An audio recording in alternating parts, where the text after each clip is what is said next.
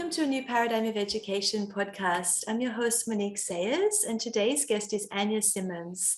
A new Paradigm of Education is an evolutionary education. We all know the old story where the teacher is sitting out the front of the classroom. This is the old paradigm of education. As we've moved through the last 2 years after the pandemic, we've noticed massive change and revolution within education. This podcast is not about the pandemic, but it's about creating solutions and create creative ideas about what we can do to create a new evolution of education together, one that's going to be insightful and helpful for our children, for our students of the world. I believe that everybody is an educator, whether you're a parent, a coach, a mentor, or a teacher. This is why I've invited all different guests from across the world to be part of a new Paradigm of Education podcast. So with that in mind, I'd love to introduce you to today's guest. And her name is Anja Simmons. So she's trained originally as a British nanny, a yoga teacher, and a parenting coach, and she's the mother of two. After a decade of raising the children, her family, it's no surprise that Anja's experience didn't quite apply when it came to raise her own. It wasn't until she discovered yoga that she realized that whilst raising her children, she was also raising herself. That's powerful. Anja is a retreat and space holder for women around the world, and she hosts Parenting Differently podcasts and coaches parents. Anja's first book, Parents from This Place, is an international best-selling book that everybody should also check out. And How Yoga Changed the Way I Parent is also available on Amazon. So I would love to invite you to share a little bit about yourself, Anja, with our podcast today. Thank you. Well, thank you so much. Thank you for having me. It's very exciting to be here on this, new paradigm. That's like exciting to be a part of that. So yeah, as you said, I started life. I'm in Canada now, but I'm from England, and I came to Canada as a trained British nanny, and I'd helped raise many people's children in Europe and over here. And I thought I knew it all. I thought parenting would be easy. And I then now my kids are big now. I have a 23-year-old and a 20-year-old. And I really thought it would just be, oh, I love babies. This will be fun. And I had no idea how life altering and changing it would be for me to raise two unique little people. And the work was always in me and how I showed up and really leaving them alone. It's the best part, parenting advice ever. Like, let them be and work on your own stuff. And so I was so entangled in my parenting. I was carrying loads of stress, loads of fear. And when I started to take yoga classes, it was really just as in, oh, I get an hour away from children. And it just developed into something so massive for me of just knowing myself and finding moments on my mat that I was completely present or completely okay with myself or completely in that breath. And they were brief moments. I mean, at yoga was not my thing for a long time. I found it very uncomfortable on the mat. I could not touch my toes. Sitting was uncomfortable. Lifting my arms was uncomfortable. Finding my breath was uncomfortable. And but it just slowly started to seep into my everyday. Taking yoga off the mat is really where the lessons are. And so then I went on to study yoga, and I just noticed a huge difference in my parenting when I would parent from that place. There you go, my book. That's amazing. I really love that you became the embodiment of the work. And I think that in itself is the work, isn't it? To embody what you first do, and then in turn that your children are able to then be able to learn that through, not through you teaching them, but by through you embodying that practice. And yeah, I know for myself as well, when I was teaching, before I was awakened and before I was into meditation, it was completely different to what it is now, where I know that if I'm at peace, that automatically the children's responses would be that of peace. It's really beautiful. And I really love your work. There's so many questions I could ask around it. I think I want to start with like maybe yoga as in terms of yoga practices that you do that maybe you could do with children as well, or practices that if you do that you notice that you can notice a change in children? I know ultimately we're saying the change is within us, so it's kind of like, how do you separate that question? But I know a lot of people like to have kind of tangible things and ideas like that as Sure. well. So would that be helpful if we could share something Yeah, like that? absolutely. I'll try. So I think it first starts with that self-compassion. Take the pressure off. You don't have to, you're not trying to do more than what you can, right? And I have found that if I take a moment to just stand and breathe, I feel myself up in my head and I'm really anxious, and I place one hand on my chest and one hand on my belly. That's a real go-to place for me. And just feeling my touch, feeling warmth, feeling bringing me into this moment. What happens then, I don't have to say that to the kids. They'll notice that I like, hang on, mum just needs a moment, and take a breath, feel my feet, be really present to that, and then carry on with whatever was going on, right? And it's those little pieces that you live with, and then kids absorb that. You'll see them themselves know to take a breath. Hey, I'm getting out of control. Let me get a breath, right? We're not saying you can't be out of control. We're not saying you shouldn't have strong emotions, but here's a few steps that you can do to bring you back. That's perfect. I really love that. I just love that. So simple, isn't it? Just being able to take a breath is Yeah. amazing. And can I ask you what encouraged you or inspired you to start your yoga journey in the first place? Like, why yoga? Or, I mean, there's all different types of tools out there, isn't there? But what was the thing within you that was like, yes, this is it for me? Yeah, actually, a friend of mine, I had dabbled in yoga a little bit. I did some yoga when I was pregnant with my daughter, and I just thought of it as it was a good thing. I found sitting with myself so excruciatingly painful.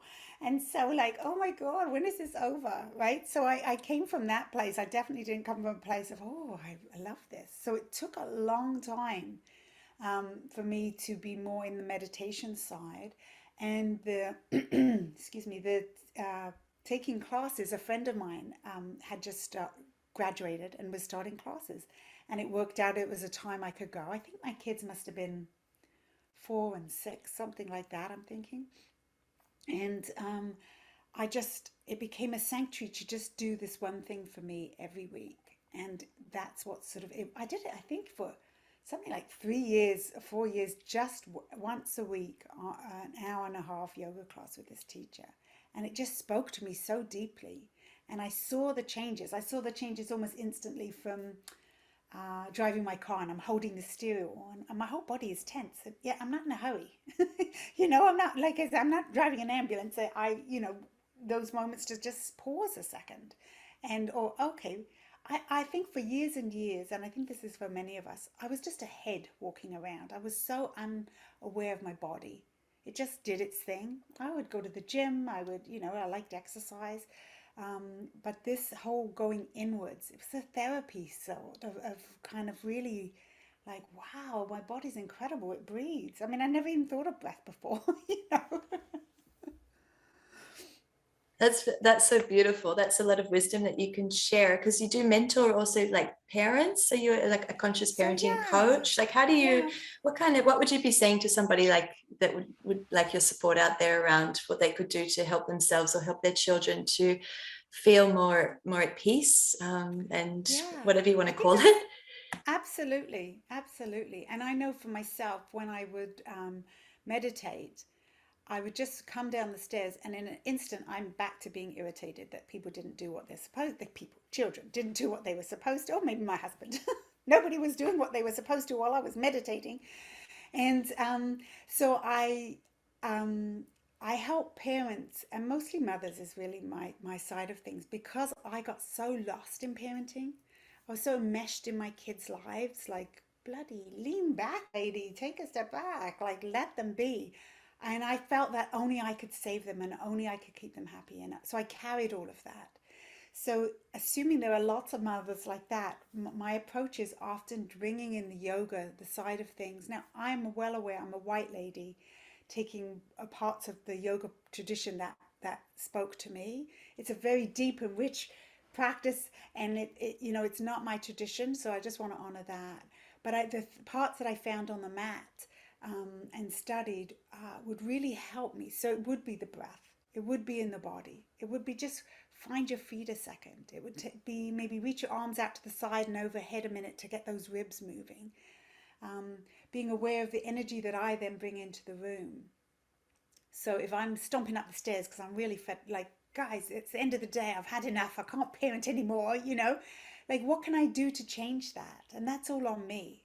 You're never going to have perfect kids. You shouldn't be aiming for that, right? You're never going to have kids that you go, oh, mummy said go brush our teeth and put our pajamas on. Let's go do that. I've never experienced that, not even in nanny, And so accepting myself allows me the opportunity to then accept them just as they are, right? But work on me.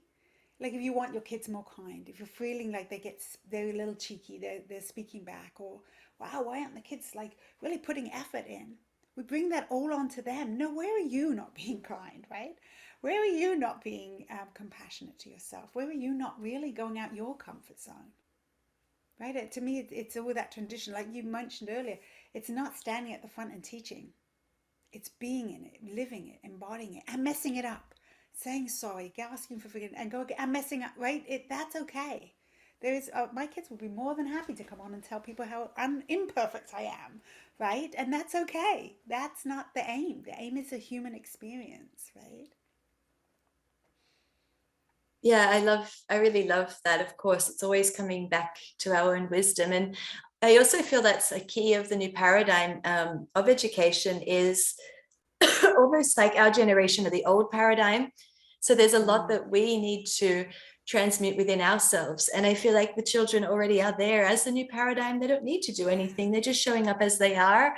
One minute they're angry, one minute they're happy, and then they're like, enjoy, like, oh, hello, how can I, everything just washes over them. There's no baggage, no holding on. And so it's like a decluttering and an understanding of how can we as space holders, as educators, and as parents, and I don't believe that either is separate. I think that everybody is an educator as well, and everybody is a student as well, I believe. Even like if you think about a student of yoga, like a student of the divine, or a student of life, like I feel like both of those energies are the same. But I think the more that we can just take that responsibility, like you're sharing, and be able to work out even just one step per day, like what's one thing I can do per day that's going to shift that. And I really love how you're saying just to place your hand on your heart and just simply just stop for a few moments, even when there's maybe chaos going around the Yeah, room. that's the key, isn't it? It's easy to do when it's all going smoothly. It's in the chaos that you want to find those steps, right? And I often think about this idea of dropping from your head to your feet. When you're really wound up with stuff, just feel your feet, because you just transition a minute. It gives you that pause. You sort of go, oh, notice my socks, notice my toes, notice my shoes, notice the ground, whatever it be. Gives you that physical process to get out your head of the worries and the fears, and we're doing this and we haven't done that, like all what's going on, and I love what you say too, because kids live in the moment. They're there. They don't have time, and so we got to meet them there rather than get them to where we are now. Yes, you have to get to places, yes you have to, but I realize for myself so often I was in the, oh, we got to do this, we got to do this, we got to do this, so I wasn't in the moment. So I'm not meeting them there. Yes, all other things can happen, but it doesn't make it faster. It just creates a different energy. Yeah, it's like an energy of resistance. And again, that's also, I keep referring back to the paradigm. It's just because obviously the book that we wrote is the new paradigm of education. And for me, it's just this wisdom that I received around what is a new paradigm. And part of that was there's no resistance, there's flow. And I feel like the world that we're living in has become so fast paced with so many different challenges and obstacles. And I don't really like the term rat race, but it has that energy of rat race if we allow it to be there. And what I think has been beautiful with what's happened with the world in terms of the pandemic and the pause in the earth is we've all actually had a chance to take a pause within, reset within, and rebirth something within. So there's a chance to create something and to flow with something and to allow things to come that maybe we don't like look at what's happened. So many things have happened, and we can either be in resistance of that, or we can just be in a flow with that. And I think it's really beautiful that we have this moment that we can recreate and rebirth education and rebirth life actually on a whole. Right, because it all ties in. Yes. Yes. Totally. Yeah. Did you want to share anything more about your book, like Parent from This Place? Because I'd love to hear more about it.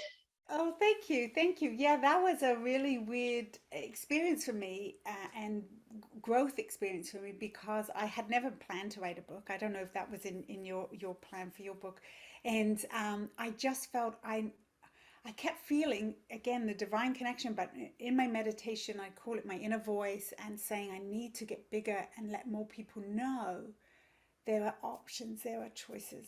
You know, this motherhood martyrdom, the expectations even that we have then on teachers, if we want to bring it to the teachers, assuming that they just can do, 30 kids in a class and they've got a boss and they've got a boss, all of these different things. And so for me it was really, I think, finally maybe sitting with and acknowledging how much yoga changed the way I parented because it allowed me to find the place. We dream of being a great parent, right? We want to be a good mom. We want to be a good person. We want our kids to be good people. We want, you can go on and on, but it has to start within, and it has Mm. to start with yourself. And so that's really, I think, was then I started to write, and it was just constantly downloading in. And in the book I have these lovely pockets of pause, because I think that's really where you can bring yoga in every day, right? And it's a pose and it's a mantra and it's a breath work, and it just kind of, you could open the book and any of these, I think there's like 8 in there, and just have a moment to go, right, oh, I need something. I'm not going to go for Red Bull. I'm not going for coffee. I'm not going for like letting my anger come forward. I'm going to take a pause, and then from there come forward. From there pick up the kids. From there make dinner. From there be like, you know what? No wonder I'm feeling like this. Maybe I need to, I'm running on empty. I mean, kids are very needy, right? Kids are very, very needy. And so that all of those things inspired the book, and then it just kind of evolved from there. That's beautiful. As you said that, my daughter just walked into the room. She said kids are needy. I'm like, oh, here she comes. Here she I is. have taken over her room, so she's Oh, there you entitled to come in. Anyway, she's gone again. It's just an experience, everybody who's listening, go. motherhood Yeah, perfect. and shifting the world all at once. You know what I'd love? I don't know if you feel comfortable to share it on a podcast or not, but I love mantra. I think mantra is like a gift from God. And I know that a lot of people probably don't even like that word God. I'm not saying God, it's like higher consciousness. It's your heart, whatever you want to call it out there, listeners. For Mm-hmm. me, whatever, it's just that moment of feeling within yourself. Mantras have really transformed my own personal life. If you felt comfortable, would you like to share just one mantra, like either as a sound or just the words, and just explain what it is? Because I would like to feel that for myself. And then also maybe I could use that to teach my children that mantra, perhaps. Is there one Mm-hmm. that comes to Mm-hmm. mind that would be useful? There's I'm gonna use one. What's come most to mind? Because there's ones I use that are actually from the yoga tradition, Soham and Om Namah Shivaya. There's different ones, but peeling all that back, for me, it is right here, right now. All is well. Mm. And I say that to myself regularly now. I said that when my kids are small because, and even though if I, and again, say hands on your heart, hands on your belly, like connect to yourself a second. Even sit down with a cup of tea and feel the warmth of the tea, and right here, right now, all is well. That's really powerful. Really, yeah, I really love that. I really love that. Oh, thank you. Because I think it's, your mind then goes, yeah, but it's not because I haven't, oh, but right in this particular moment, right here, right now, all is well. It's like your shoulders relax, your jaw relax. You have to do it a few times to really believe it. And then you go deal with life, right? But right here, right now, all is well. I found that throughout the pandemic for myself at home, and all what we all went through and worrying about my kids' future and my business future and my husband's business. A lot of those things going on, but right here, right now, in this moment, all is well. That's really beautiful. I really think that's it's very simple and very easy and Mm. helpful. Do you also talk about using different colors and things in the mantras. I just think, you know what I'm thinking of? I'm thinking of the mind of a child that enjoys colors. Maybe Yeah, there's this yeah. excitement, like I have this kind of curiosity about it, and I'm feeling myself as a child, like, could you like do the colors match to the chakras, or how does it work exactly? Like I'd like to just have a little bit of something that I want to translate into what I would use as an educator. That's what I'm why I'm Okay, asking you these okay. questions. You might be like, Yeah, what is no, she no, no, doing? But I'm thinking of no, it from no how I problem. could use it in my own teaching, or how I could help my children with it. I'm translating it Right. into that. So Okay, so one that I used a lot when I was teaching kids with anxiety is we would work with a pose and then would add it a color, right? And generally, um, I mean, kids yoga is very different to adult yoga. So it's, we would do something, say, like, I am strong. And you'd have them stand in a pose that feels strong for them. There's a warrior sequence. If you're into yoga, you can find the warrior. Yeah, exactly. And or even mountain, just standing tall. I am strong, right? And then we would say, I am brave, I am bold. And we would work through those and the energy switch in the kids for that. So I would have them imagine that they're painting their feet a color, right? I would have them imagine painting their heart a color. And so that they could really sort of embody that. And then we would discuss, okay, well, what changed now? Because you could just feel it instantly in the room. Yeah, so for kids, I would use different mantras. I love the idea of I am safe. That's a good one, right? That I am safe. I'm strong. I'm bold. I'm brave. Whatever it is that they're working on.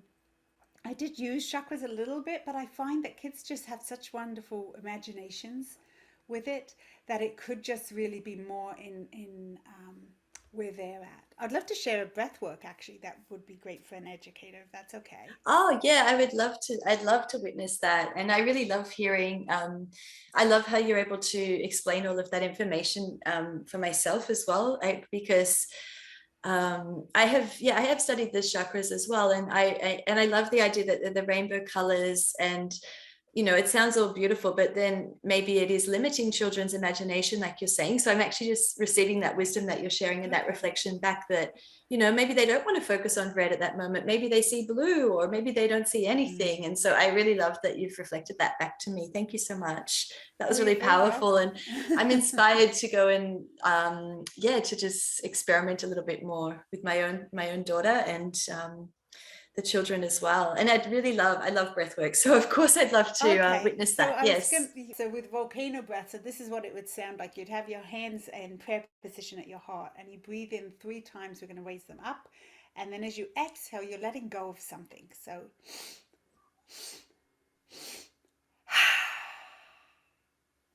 so sorry if I breathe really loudly down someone's ear there. I realize I did that rather loud. But what kids love about that is it's the way of the breath and the body really coming together. So we would have them. And this works great actually in a classroom setting, never mind in a yoga class, is the idea, if a kid is really out of sorts or can't handle something or isn't sharing or isn't feeling up to participating, it's just having a day, as we should all be allowed to. This is a great way of saying, okay, what's going on a little bit? But, maybe it's like, oh, Billy wasn't nice or something. And they can do that. And the exhale would be their throwing into the universe the energy of Billy not being nice or their sister or brother were not pleasant. For us, it can be, I actually use it myself, even though it's a kids yoga breath. Like if I'm just, someone's really peed me off, a driver, or as I'm driving, or any of my husband, poor boy, he pees me off a lot, and so it's just, getting rid of it as a way of physical. And kids love this idea you're a volcano and you're about to erupt, but you're using the breath work, the 3 sharp inhales, right? Oxygen right in, and the exhale, surrender, let go, release. That's so beautiful. And maybe just for me, myself, just to remember it, and also maybe for the podcast guests. So your hands were touching together almost like a prayer position at the heart. That was like the first Yeah, point. that's sort of the start of And it. then where And then does it the go from there? Does it go to the middle of the face, or does it go no, anywhere no, I don't do any specific? of the connection. No, it's just the thinking of a volcano. You're standing with your feet a little wider, Okay. and then the breaths in are what moves your hands up over your face and up overhead. So through the nose, so you'd go inhale, inhale, inhale, then they're overhead, and then it's overhead, and then there's your eruption of your volcano as your arms come back down to your side, but you exhale through the mouth here. Ah, okay. Okay. That's great. And are children able to process that fast breathing? I've never tried it with children. Yeah, yeah, they love it, and I mean, I don't get caught up on that. Maybe they're even doing it through their mouth. It doesn't. Who cares? It doesn't matter. Yeah. The idea is that they're really feeling in their body that they have the power to release something, to let something go. Wow. And do you do it once or do you do it like a few times We or usually does it do it just a few depend? times, and I mean, it gets kind of funny if you let them. You could. What is irritating you? And maybe it's the mum is going off across the universe. Maybe they're getting rid of the sibling. Maybe.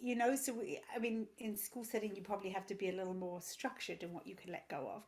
But I think it's just a lovely way of, maybe they didn't get first in line and they wanted to hold the door open. Maybe they didn't get their turn. These little things build up in their bodies for, just not life altering, but enough of them life altering. And so for me, this is just a beautiful way of really giving their power back to them, that they can let go of stuff. They can release that. And then they That's laugh. They're laughing about it. They're like, homework is often the one most of the kids, when I did the preteens, wanted to, let's get rid of this stress of homework, the stress of having math, the stress of doing something you don't feel you're good at, and so it's just a tool, just another tool. I love it. It's amazing. It's so useful. Do you usually then like put them in a circle and they can talk about what they experienced or like what do you do after that? Absolutely. Yeah, yeah. We do it as part of,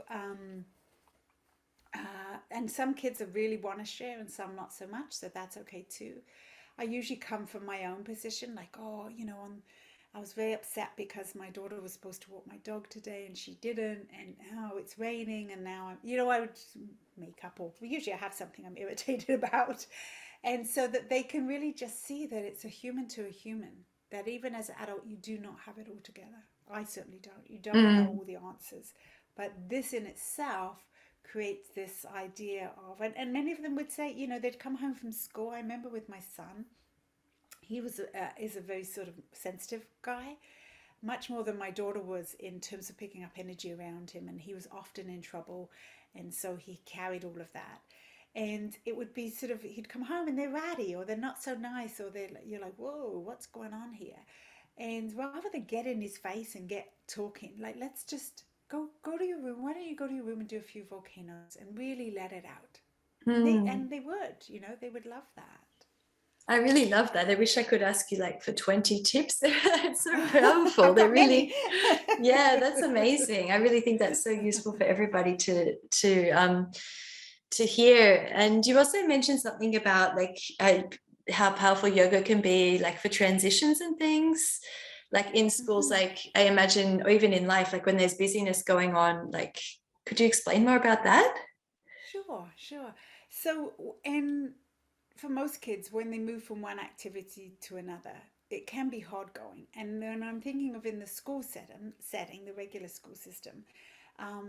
They've come in from playtime, and then you're like, sit down and read. Or they've come in, they've just done gym, and now we want to transition to being focused and concentrating.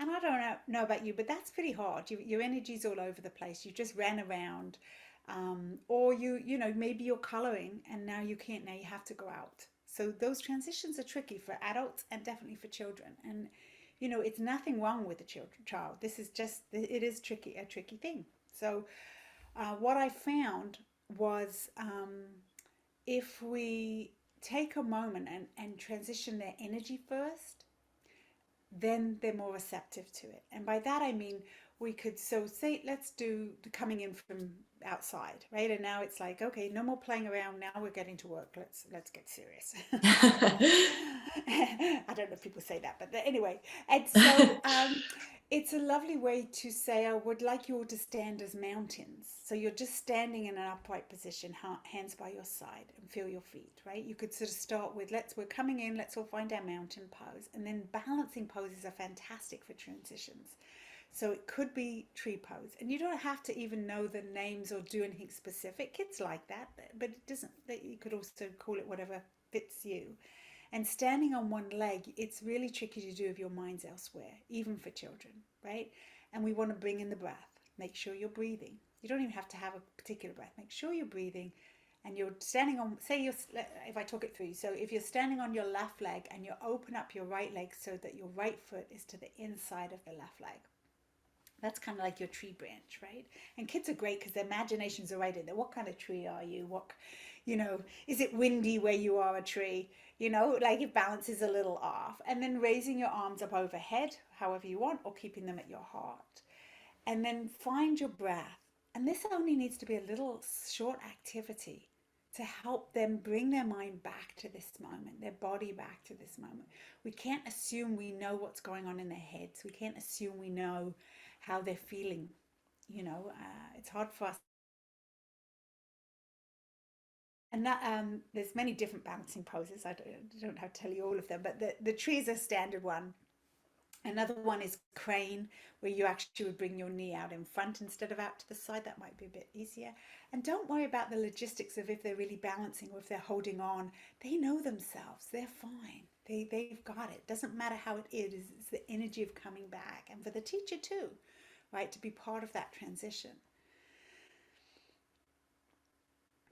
That's really powerful. And imagine even starting that as a day in the school, in the assembly, instead of the principal saying, everybody stand straight or whatever they say. Yeah. What about everybody stand like a tree? Let's have a nice day. Let's focus on something that we enjoy. And, the whole school doing that. I could just see that as a really beautiful and powerful way to bring everybody together. You're still doing, still sort of uniform and still all using concentration, because the idea of I don't know, the principal or the teacher saying to the child, oh, sit still, or, stand tall or whatever. I guess it's the idea behind all of that. I guess it comes back to them wanting them to be concentrated, right? And yoga is concentration, and concentration is like wisdom. It's just so powerful. And I really see that in schools, definitely as the new paradigm, because I mean, it is happening in a way, like they have maybe a yoga class once a week in some schools, but to do it like in a transition as a regular practice, it actually helps their brain. Like there's so much research out there around the link between learning and cognition and all of that information. Absolutely. Like emotional learning, all of that stuff translates back into your ability to be able to concentrate and your ability to be able to feel peaceful and regulated. So when we were researching our book on a new paradigm of education, there was just so much information out there, and I was just like, I'm just fascinated that it just hasn't become normalized. Like what are people doing it the other way? It just doesn't make sense when there's this new way, and it's not even new, it's ancient. It's like ancient. We're not even talking about something new. Like that's what the irony of a new paradigm is. I feel like it's like ancient wisdom that's there that we just need to tap into and create, it's to create better humans, happier humans, more intelligent humans. I'm not saying you must not do maths. I'm just saying use it with maths. Let it work with you. Like there's so many of these special tools and techniques that are so valid. I just get so excited. Yeah, no, I agree with you, because I'm thinking too. I mean, I once did run a program in a private school where we taught the teachers how to bring yoga into the classroom. Oh wow! For many teachers, they've got so much on. It's like, oh my God, and something else, like, so it has to, everything part has to change. But what they were interested in is how to start the day, and to start the day with calm music. Start the day. You don't know what's happened at their home. You don't know what they're coming in with, what they're feeling, all of this. But as a teacher, to enjoy that yourself. Like I know when it's chaos, and I have some nice music. Maybe it's fun music. I mean, it doesn't have to just be something relaxing, but bring everybody in to like, let's all sit down for a moment. Let's just find ourselves here. Let's do a breath work. Let's have a story, a visualization. Start the days from those places. You'll just get much more receptive children. They'll be willing to learn. Like nobody can teach you something if you're not in a space to learn, right? If your head is elsewhere, if you're hanging on something else, you're closed off. And ideally we want them to be as open to learning. There's so much information that, for them to learn. And they love learning, kids. Their general natural ability is they want to know, how does this work with this? How does that, like even little ones, right? Yeah, it's powerful. It's amazing. Exactly what you're sharing. All the educators in our book were all saying the same thing. It's like, how can you expect a child to learn when their mind is elsewhere and they've got like this window of time to focus for 10 minutes? This is the moment you must learn your times tables in these 10 minutes. It's just absurd, really, like when you think about it. And it's like an unfolding. It's like, when we study meditation or yoga, we don't expect to be the best like within the first session. It's like an unfolding and a practice that you're doing daily. So I really, really feel that this is necessary. It's not even like a choice. I feel like it's really needed to shift humanity, to shift educators, parents, the children, everybody, Yeah, you yeah, know. absolutely. And it has to come from the top down. Like if teachers are way overworked and have so many kids in the classroom and all of this, how do you pick out those if you don't have the moments for yourself that you've meditated in the morning, that you've shown up to your classroom as best as you can be? You know, we're asking sort of impossibilities unless we're going to support them in another way, right? You can't just keep adding to people. 100%, 100%. I hear you on that. And I think I just shared that before. My own teaching style changed completely once I started to practice my own meditation. Um, my patience changed, my ability to see joy, my ability to see kindness, my ability just to see each child for who they are and their needs rather than focusing on needing to move through a program. Like I just connected with them. It just opened up my heart to connect with what was needed. That's powerful. That was like on the simple level. No, but um, that's powerful. That is really, really powerful. That changes everything. And I mean, I see that in parents, and then you're seeing it as a educate, like as a teacher within a school system, like how that makes a difference. That it's not an annoying kid in class. It's like, oh, here's a little person who maybe needs support, or here's a little, you can do that when you feel. I mean, gosh, if I'm feeling really crappy and feeling unfulfilled and upset, I bring that. Everything is annoying, right? And then if I'm feeling in a place of, like you say, joy and my heart is open, and not in an impossible perfection way, right? But just I'm choosing to live this way. Totally. I totally agree with you.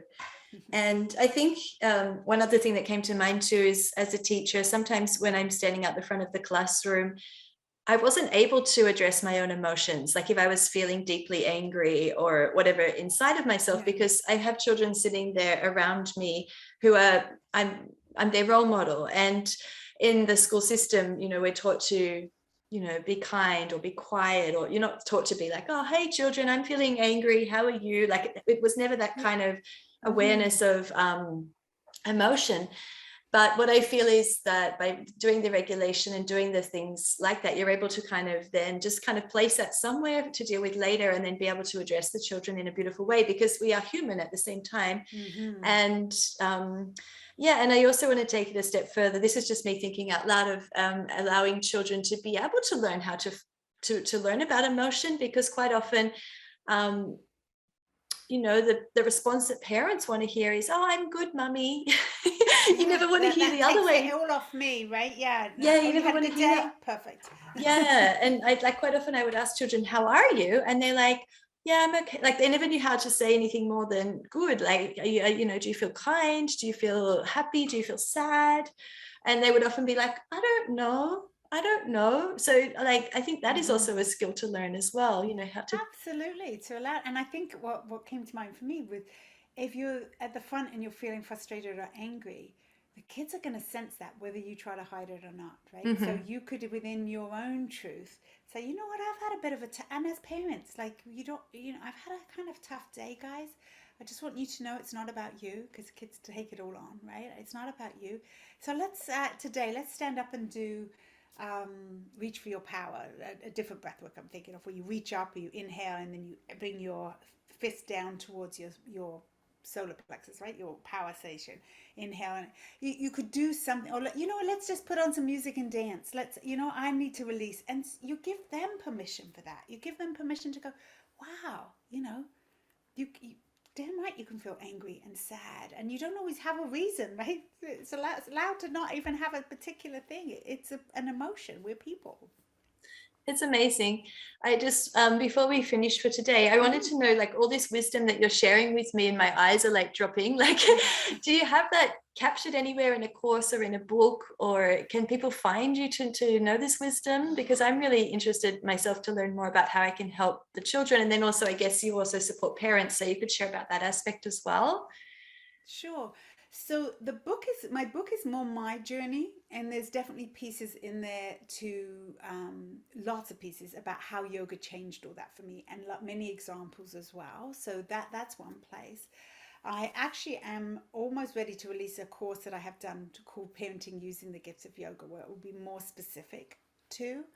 And then I have the one-on-one coaching, which I have people actually have coaching with me just on yoga, Mm. and how, a yoga class, a meditation made just for them, like this kind of concept. And yeah, otherwise coaching and parenting is where I'm at. Okay, that's beautiful. And where's your website or your link that people could find you? Could you share that as Yeah, well? sure. It's I'm mostly on Instagram in terms of social media wise, and that's under Parenting Success Coach, parenting underscore success underscore coach.